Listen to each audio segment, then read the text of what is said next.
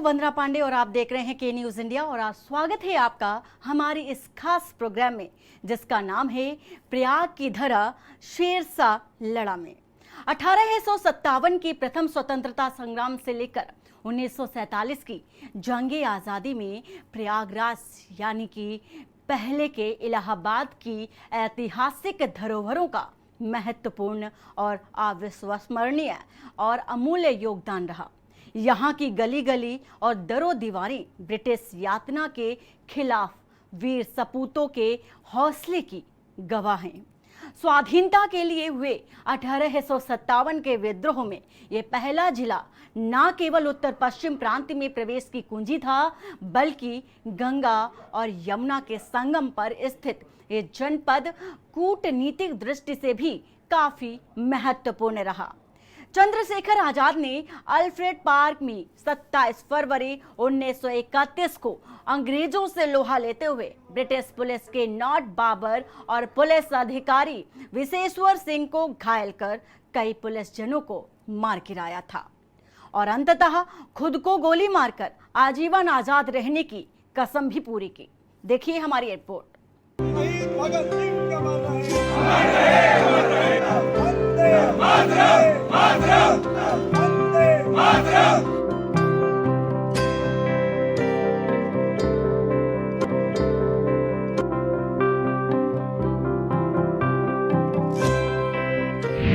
आजादी का आंदोलन बना जन आंदोलन।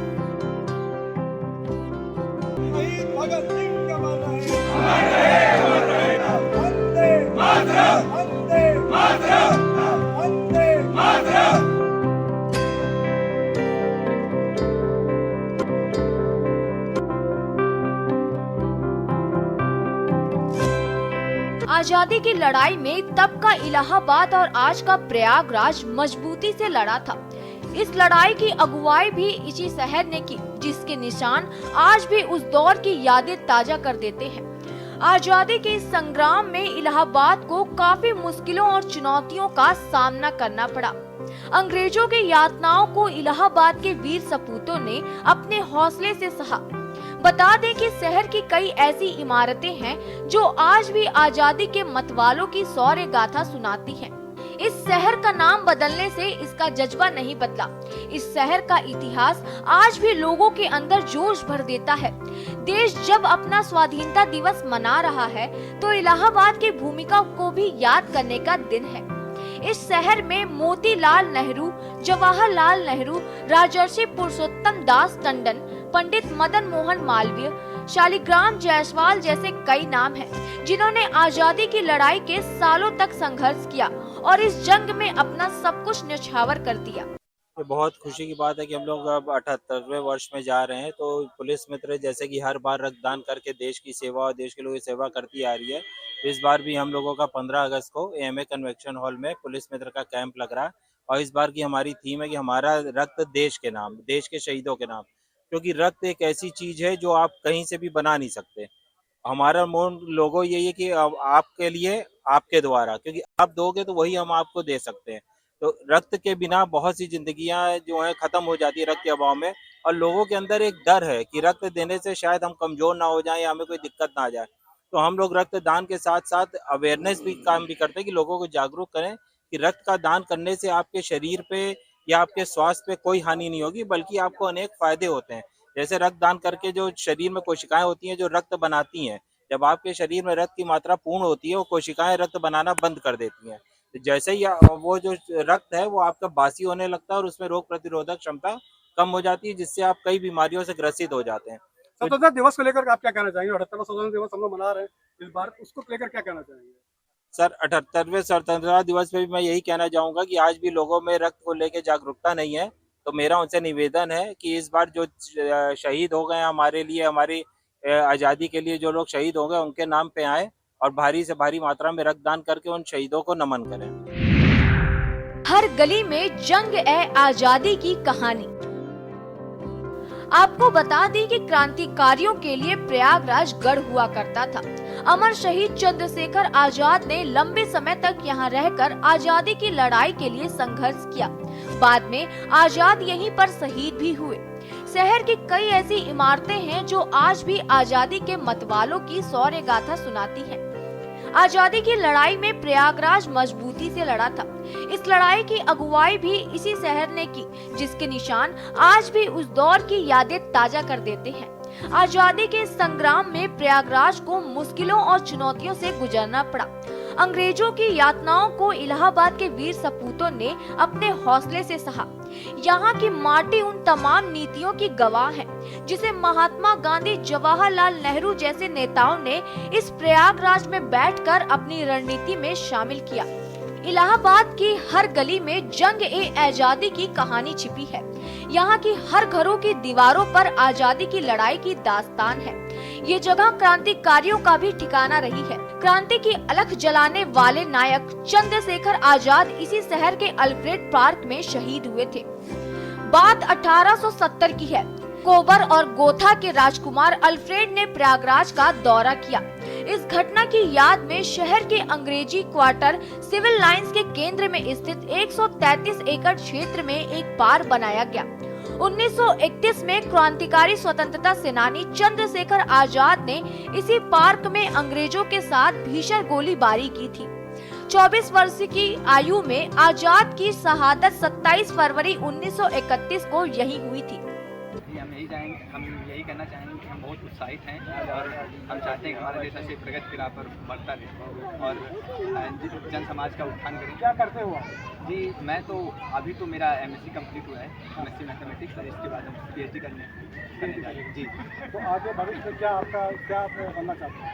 जी, मैं तो प्रोफेसर बनना चाहूँगा, क्योंकि मैंने बहुत सारी समस्याएं एज ए स्टूडेंट देखी और चाहूँगा कि जो मेरे स्टूडेंट्स हैं उनको ऐसा समस्याएं ना हो।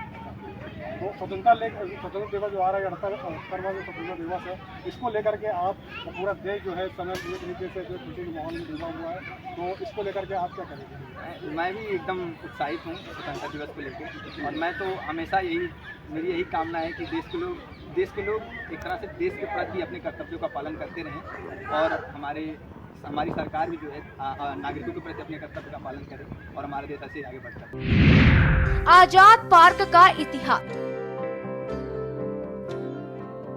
प्रयागराज आजाद पार्क का नाम भारतीय स्वतंत्रता आंदोलन के महानायक चंद्रशेखर आजाद के नाम पर रखा गया है।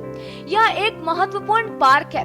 इस पार्क का इतिहास महत्वपूर्ण है क्योंकि यह भारतीय स्वतंत्रता आंदोलन के दौरान एक प्रमुख स्थान रहा है। प्रयागराज आजाद पार्क की स्थापना भारतीय स्वतंत्रता संग्राम के दौरान हुई। इसे 1947 में बनाया गया था। इस पार्क का नाम महानायक चंद्रशेखर आजाद के नाम पर रखा गया था।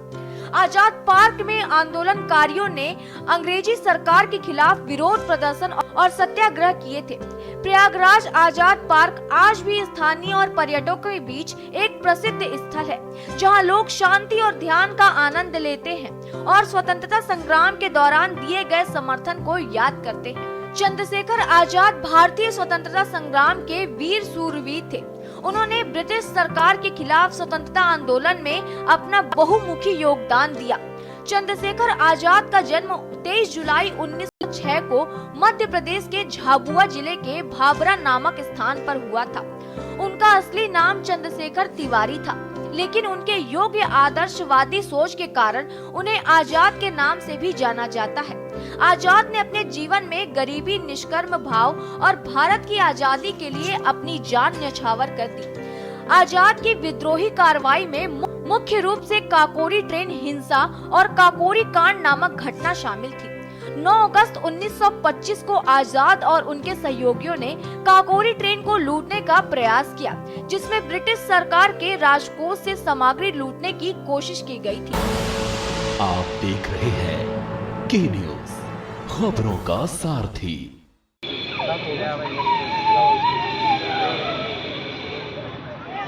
इस समय हम अमर शहीद चंद्रशेखर आज़ाद स्थल पर खड़े हुए हैं, जहाँ पे उन्होंने शहादत दी थी। हमारे साथ कुछ छात्र हैं इलाहाबाद विश्वविद्यालय के, आइए उनसे बातचीत करते हैं। क्या करते हैं आप? इलाहाबाद विश्वविद्यालय। किस चीज़ से? अच्छा, तो अब हम लोग जो है 15 अगस्त आने वाला है, 15 अगस्त है, और इसके अलावा क्या कहते हैं 78वां स्वतंत्रता दिवस है, तो इसको लेकर क्या कहना चाहेंगे? बस ये कि गर्व का विषय है हमारे देश, और ये कोई भी सत्य है, हमारे बलिदान के लोग हैं, हम लोग के गर्व का विषय है। क्या करते हैं पढ़ाई में? अब आप लोग किस स्ट्रीम में पढ़ाई कर रहे हैं? हम ये ग्रेजुएशन कर रहे हैं, इसके आगे क्या किस चीज़ की तैयारी कर रहे हैं? Civil service. तो 78वें स्वतंत्रता दिवस में आप क्या कहना चाहेंगे? गर्व का विषय है आप लोगों के सबके लिए, आप लोग यूथ हैं, भविष्य है देश का, और आगे चल के आप ही लोगों के कंधों पे देश चलेगा। तो हमारे वीर शहीद लोगों ने जो क्रांतिकारी ने अपनी शहादत दी है और जो हम लोग स्वतंत्रता दिलाई है, इसको लेकर के आपके गर्व पे अनुभूति है आप लोगों को? मुझे तो बहुत ज़्यादा प्राउड हो रहा है।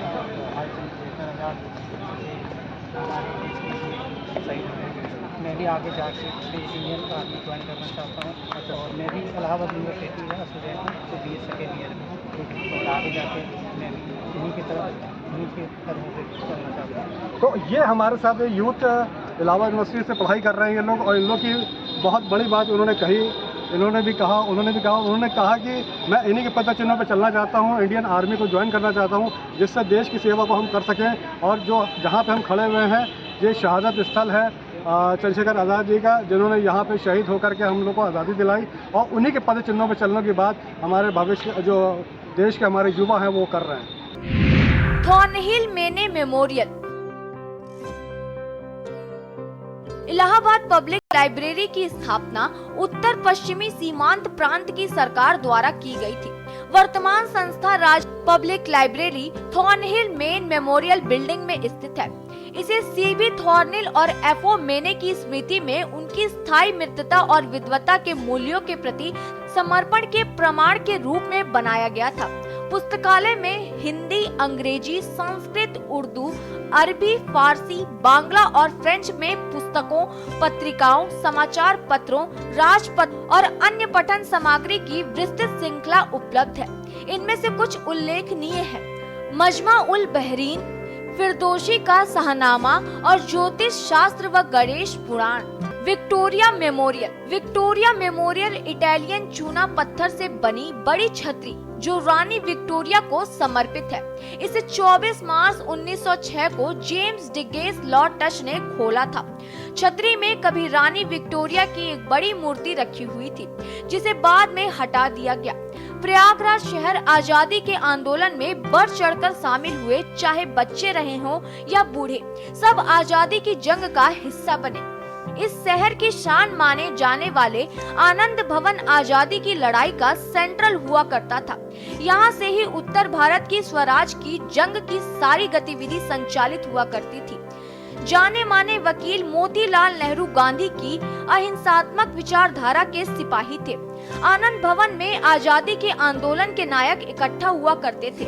अंग्रेजी सरकार की नजरों से बचकर महात्मा गांधी हर घर तिरंगा यात्रा राष्ट्र के नाम बहुत ही अच्छा संदेश है। यह स्वतंत्रता संग्राम सेनानियों के प्रति समर्पित है, जिन्होंने देश को आज़ादी दिलाने के लिए अपना सब कुछ बलिदान कर दिया। और यह राष्ट्र प्रेम के प्रति एक बहुत बड़ा संदेश है, क्योंकि हम सभी भारतवासी आज़ाद भारत में जी रहे हैं और आप सबको पता है कि यह आज़ादी कितने अमर शहीदों के स्वतंत्रता संग्राम सेनानियों के बलिदान देने के बाद प्राप्त हुई है। इस आज़ादी को हमें अक्षुण्ण बनाए रखना चाहिए और इसी परंपरा के तहत हम लोग जो है प्रतिवर्ष तिरंगा यात्रा निकालते हैं। 78वां स्वतंत्रता दिवस समारोह है, उसके बारे में क्या कहना चाहेंगे? स्वतंत्रता दिवस समारोह मनाया जाना चाहिए, क्योंकि बहुत ही संघर्ष के बाद भारत को आज़ादी मिली थी। बहुत सारे स्वतंत्रता संग्राम सेनानियों को बलिदान देने के बाद स्वतंत्रता संग्राम मनाया जाता है और स्वतंत्रता संग्राम सेनानियों के मन में जो सपना था उसे आगे बढ़ाने के लिए और उसे अक्षुण्ण बनाए रखने के लिए स्वतंत्रता संग्राम दिवस को मनाया जाना आवश्यक है और हमेशा मनाया जाना चाहिए। ये तिरंगा यात्रा हम लोग हर साल पटेल चौराहा अल्लाहपुर से निकाल करके शहीद चंद्रशेखर आज़ाद प्रतिमा तक महज इस मकसद से निकालते हैं कि जिन वीरों, जिन शहीदों की कुर्बानी से देश को आज़ादी मिली, हमें आज़ादी मिली, कम से कम हम उन्हें एक दिन याद करें और आने वाली पीढ़ी को यह संदेश देना चाहते हैं कि यह जो आज़ादी आज आपको मिली है, ये हमारी या हमारे पहले की पीढ़ी द्वारा नहीं, बल्कि हमारे इन वीर शहीदों की कुर्बानी से मिली। इसलिए हम इसको हर साल मनाते हैं और हमारी कोशिश रहेगी कि हम इसे हर साल मनाते रहें। स्वतंत्रता दिवस को लेकर क्या कहना चाहेंगे? स्वतंत्रता दिवस को लेकर के हमें ये कहना है कि हमें देश की आज़ादी 1947 में जिन आधारों पर मिली, वास्तव में हमको वो आधार मिली नहीं, और अभी भी हमें अखंड भारत का जो हम लोगों की संकल्पना है, जब तक वो पूरा नहीं होगा तब तक स्वतंत्रता को हम पूर्ण नहीं मानते हैं। जी हाँ, तिरंगा यात्रा के लिए कुछ कहना चाहेंगे आप? नहीं, तिरंगा यात्रा एक बहुत अच्छी सराहनीय पहल है, क्योंकि अगस्त क्रांति का अवसर है और 8 से ही शुरू हुआ ये पर्व 15 तक मनाया जाएगा पूरे देश में, और हर घर तिरंगा फहराया जाए।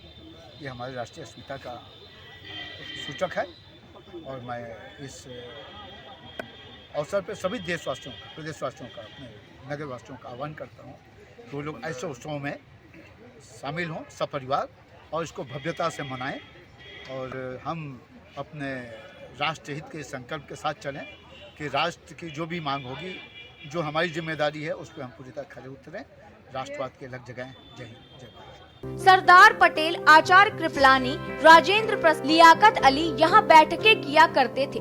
गांधी जी जब भी प्रयागराज आते थे वो आनंद भवन में ही रुकते थे। सन 1942 में जब भारत छोड़ो आंदोलन चल रहा था, तब अंग्रेजी सरकार ने आनंद भवन को जब्त कर लिया गया था। सन 1942 से लेकर सन 1947 तक अंग्रेजी हुकूमत का इस पर कब्जा रहा। कांग्रेस का दफ्तर आनंद भवन में था।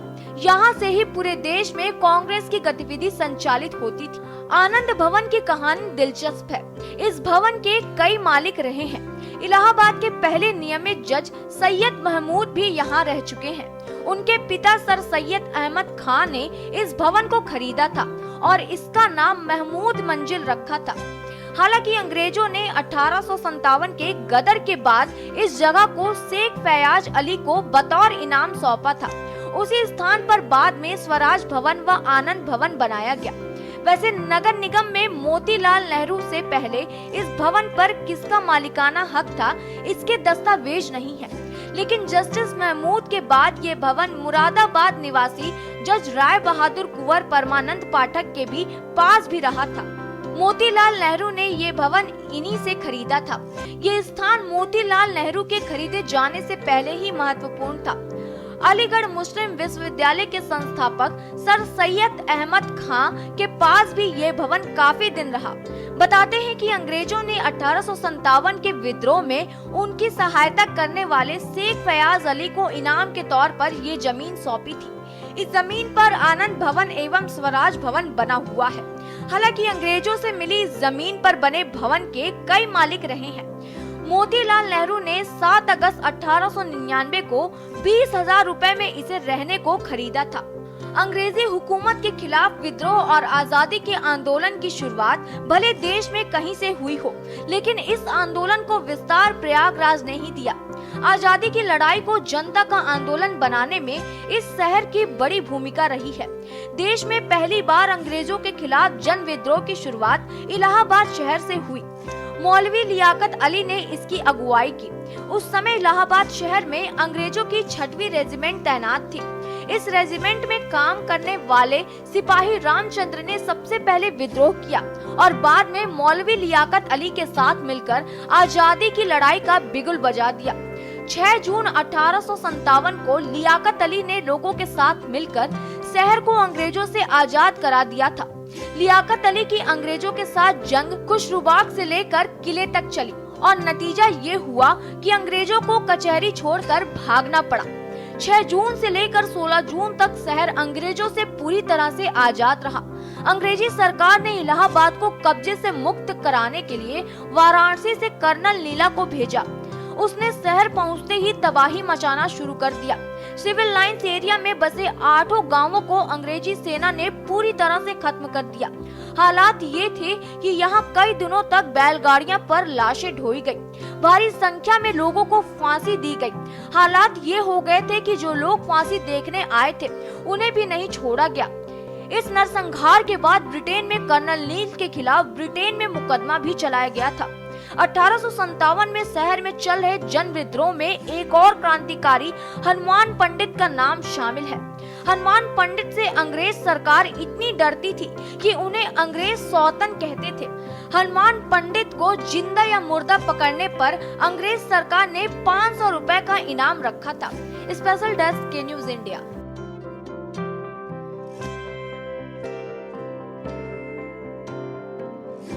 हमारी इस खास पेशकश में बस इतना ही। बाकी की खबरों के लिए बने रहिए आप के न्यूज इंडिया के साथ।